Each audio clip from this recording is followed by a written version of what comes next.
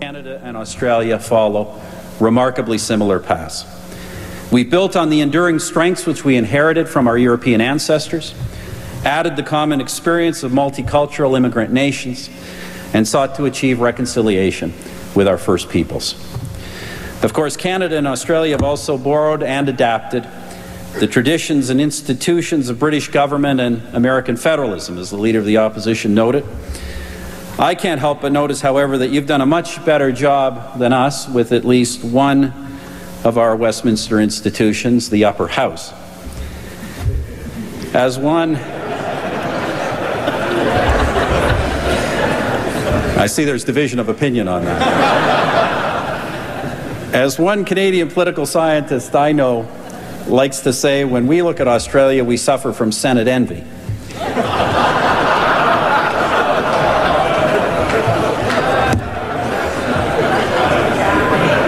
Because in Canada, senators remain appointed, not elected. They don't have to retire until age 75.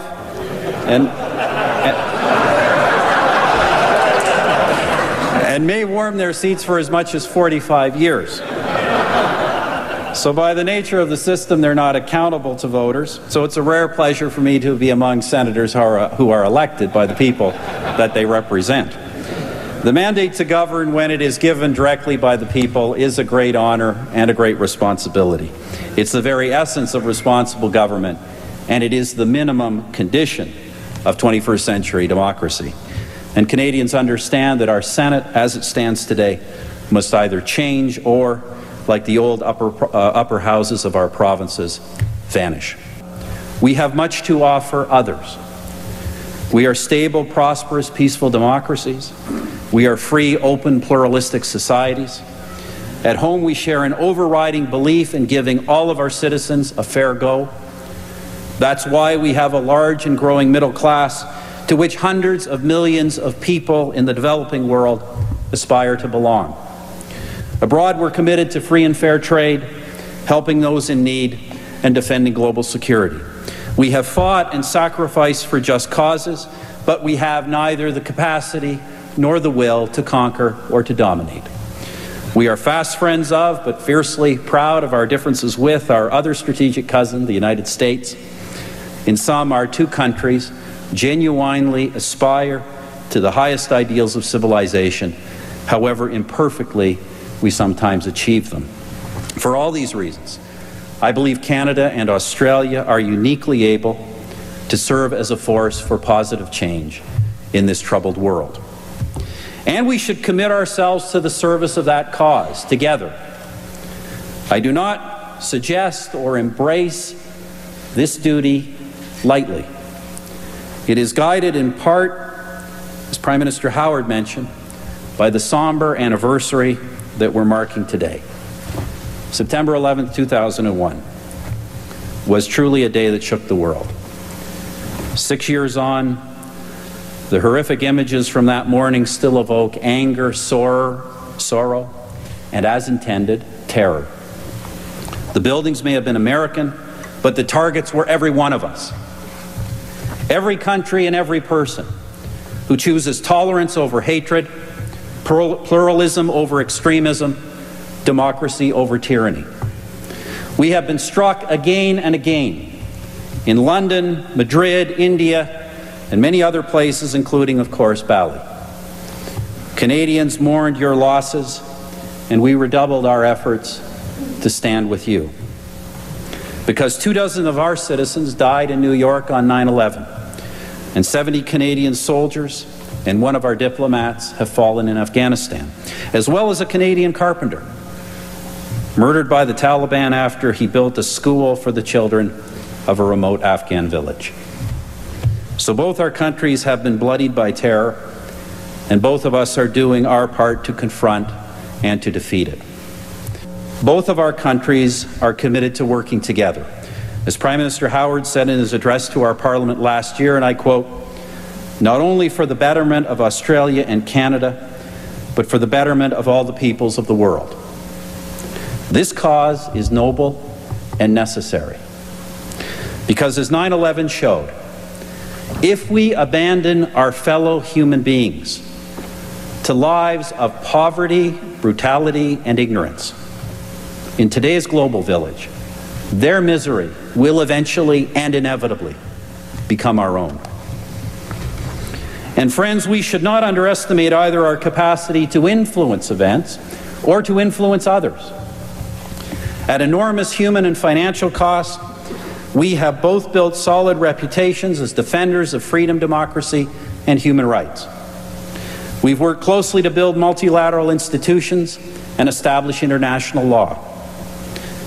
Our peacekeepers and peacemakers have saved countless millions from war and devastation. Our aid programs and relief workers have helped poor countries across the globe improve the lives of their citizens.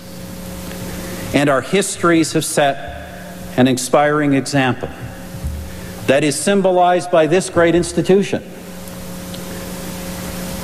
As the Leader of the Opposition said, this Parliament, like our own, enjoys a continuous democratic tradition rarely equaled in the history of the world, unbroken by tyranny or conquest, unbroken by civil war or social disorder. What an extraordinary achievement that is.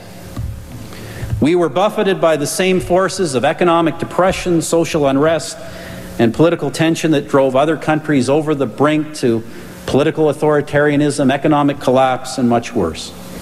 So why not us? I leave it to historians to debate the details.